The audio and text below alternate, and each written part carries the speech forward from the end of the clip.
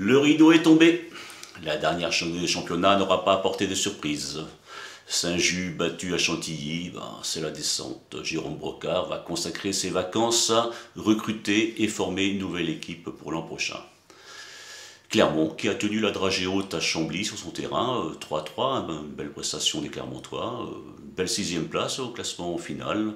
On note l'arrivée d'Aziz Ademi au poste d'entraîneur, Franck Poit sera à ses côtés. Et puis l'arrivée également de Lamine Mbaye, attaquant de Chantilly. À Mouy, alors c'est un peu plus compliqué à Mouy. Bon, alors Mouy battu sur son terrain 3-2 par Saint-Maximin, bon, on connaît la descente en interdistrict.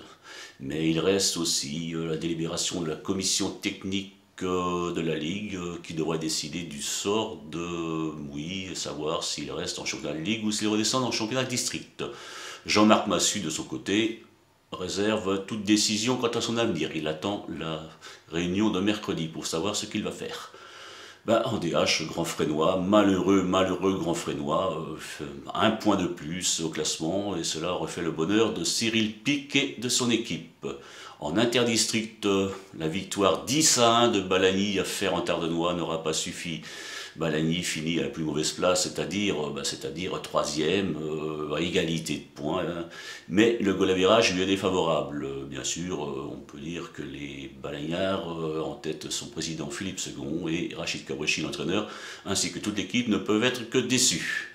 En excellence, Brel, on le savait, Brel condamné depuis quelque temps, Brel va descendre. L'arrivée de Jackie Carasset à Brel, le départ de Michel Duputel, remplacé par Jackie Carasset.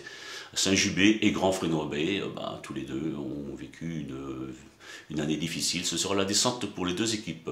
Noyer-Saint-Martin se classe second et devrait monter. Mais bon, décision à voir quand même, parce que c'est un petit village, il faudra jouer dans un district, ce sera, là il faudra financer tout ça. Première division, c'est une défaite à Saint-Sauveur, 6-1 pour Étré-Saint-Denis.